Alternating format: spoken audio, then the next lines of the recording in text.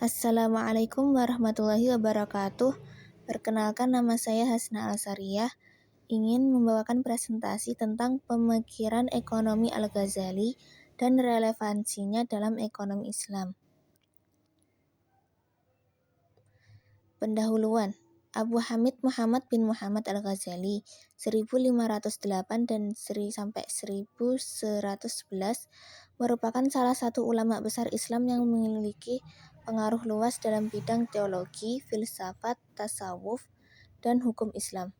Meskipun Al-Ghazali tidak menulis buku khusus ekonomi, pemikiran ekonominya tersebar dalam beberapa karya monumental, terutama Ihya Ulum al-Mustasfa dan Mizan al-Amal.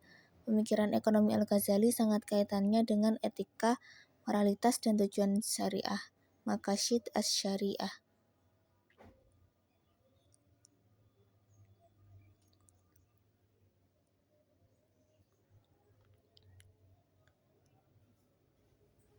Landasan filosofis. Pemikiran ekonomi Al-Ghazali berakar pada pandangan tauhid. Oleh karena itu, kegiatan ekonomi yang dilakukan harus sesuai syariat serta dinilai keadilannya. Al-Ghazali memandang bahwa tujuan sejati manusia adalah kebahagiaan atau sa'adah yang tidak hanya diukur dengan kekayaan materi, tetapi juga dengan ketenangan batin dan kedekatan pada Allah. Oleh karena itu, aktivitas ekonomi harus dilaksanakan.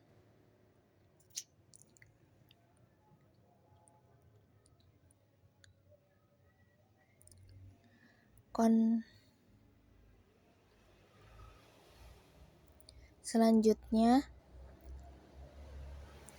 konsep kebutuhan kesejahteraan. Yang pertama, nomor 1, daruriyat atau kebutuhan primer.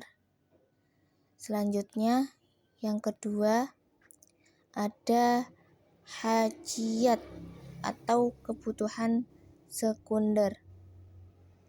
Selanjutnya, yang ketiga, ada tahsiniyat atau kebutuhan tersier.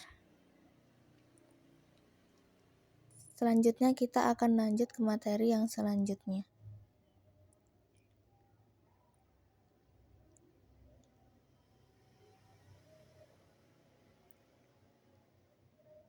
Pandangan Al-Ghazali tentang harta kekayaan. Al-Ghazali tidak memandang harta sebagai hal tercela, melainkan sebagai sarana untuk mencapai tujuan tinggi. Harta menjadi tercela jika digunakan untuk melanggar syariat. Menurut Al-Ghazali, seseorang dianjurkan untuk mencari nafkah secara halal dan baik untuk kebutuhan dirinya sendiri ataupun orang lain.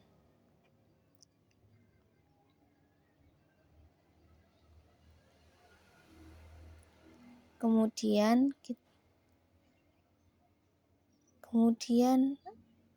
ada di sini kita bahas tentang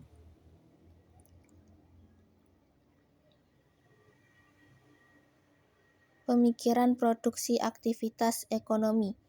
Menurut Al-Ghazali, kegiatan produksi merupakan kewajiban sosial atau menjadi fardu kifayah, yang artinya sendiri masyarakat harus memastikan bahwa adanya orang-orang yang memproduksi barang atau jasa agar kebutuhan dapat terpenuhi, dan apabila masyarakat tidak memenuhi, maka masyarakat tersebut berdosa. Begitu menurut Al-Ghazali.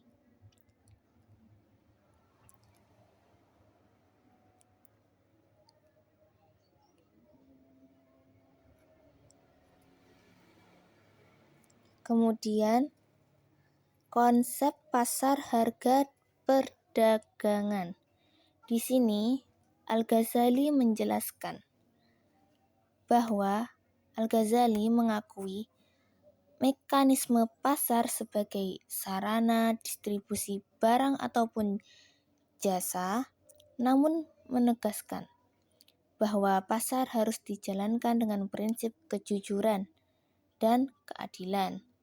Dan ia pun menentang keras praktik penimbunan atau yang bernama ihtikar, kecurangan, dan kemudian ada penipuan. Beliau menentang keras tersebut ataupun manipulasi harga.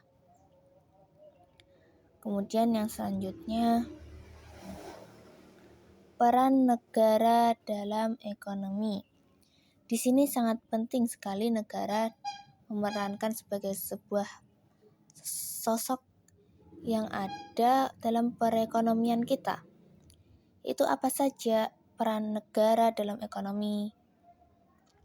Di sini disebutkan ada 4. Yang pertama, menjaga keamanan stabilitas. Kemudian yang kedua, menegakkan hukum keadilan. Kemudian yang ketiga, mengawasi pasar. Kemudian yang terakhir, mengelola keuangan publik dengan baik. Seharusnya sebagai negara kita harus mengelolanya dengan baik ya. Kemudian sebagai penutup ya, pemikiran ekonomi Al-Ghazali adalah aktivitas ekonomi dalam kerangka moral spiritual Islam, ekonomi yang tidak terpisah dari etika dan tujuan syariah, melainkan sarana yang adil dan berkelanjutan.